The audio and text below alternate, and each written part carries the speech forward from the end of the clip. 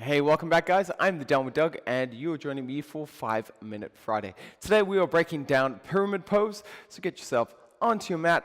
2 blocks is going to be handy on this one, so grab some if you got some, and we'll see you in just a second for 5 Minute Friday.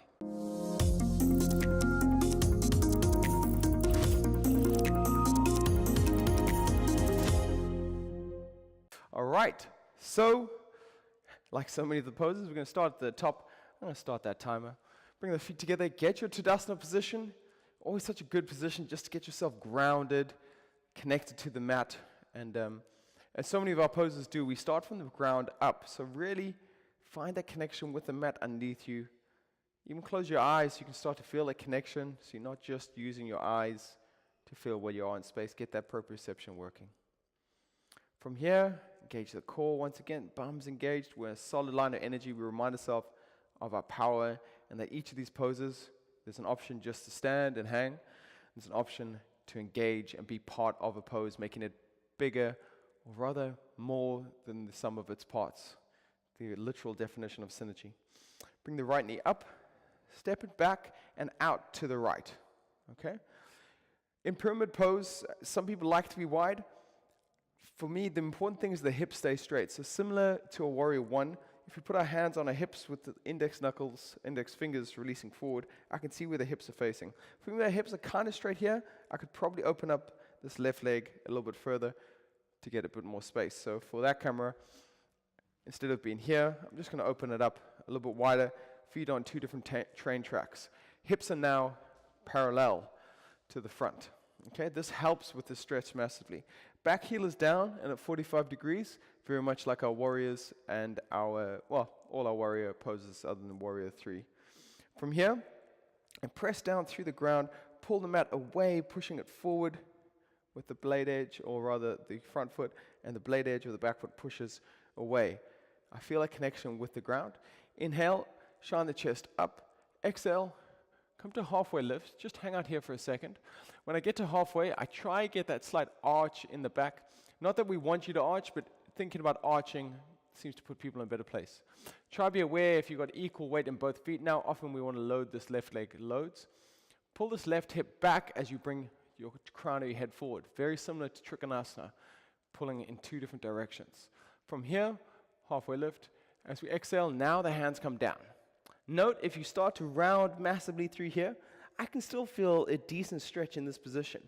But if I want to maintain that integrity, and maybe I want to work on that alignment a little bit more, then I bring my blocks in. I can press through them, first at this state, so I can bring that chest forward as I pull that left hip back. Ooh, lovely stretch here. And then inhale, exhale. I can start to fold if I want. Or I can make it really active by keeping that back engaged, almost like you're doing a deadlift. Bring those back. You can play with the different heights of the block. Keep pulling that left hip back, pushing crown and head forward. Right hip is pushing forward, and that's why we need that blade edge constantly pressing into the ground. From here, another option if you don't have the blocks is to bend the knee. And bend the knee, and as you exhale, you slowly straighten. Inhale, bend. Exhale, straighten. Maybe each inhale, you bend a little bit less. Each exhale, you straighten up. If you bend the knee, you can also get a nice integration. Integration? I don't know what even I meant to say there. Integration is the word I was looking for, of the back straight. If the back straight, maybe the knee needs to be bent, and then you can slowly work on straightening. In any of these poses, we want to arrive somewhere. Don't think about getting to the deepest version of the pose straight away. Arrive somewhere, and then go through that process of inhale, halfway lift. Exhale, come a little bit deeper. Inhale, don't go as far up. Exhale, so you can come deeper.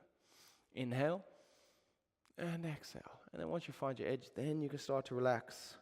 Just making sure we pay attention to that left hip coming back, right hip pressing forward.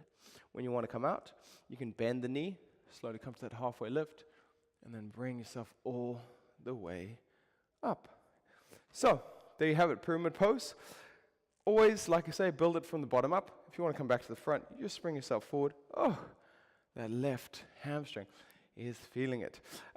Please be aware, this is quite an intense stretch, so be mindful. I see a lot of people in these classes really hating this pose because they push themselves to the edge straight away. Find a place where you can start your journey, and then each exhale, just go a little bit deeper. Hips aligned is a big thing here. and keep the legs pressing into the ground in both sides, right? Blade edge and front foot. Yes, and just be mindful of your body as always. Have that dialogue, and that's about it for me. I can see the time slowly crouching in on me. So that is 5 Minute Friday, and that was your pyramid pose. Hope you enjoyed it. Make sure you smash like, subscribe, and comment below for any poses you would like to see in the future, and I promise to get back to you.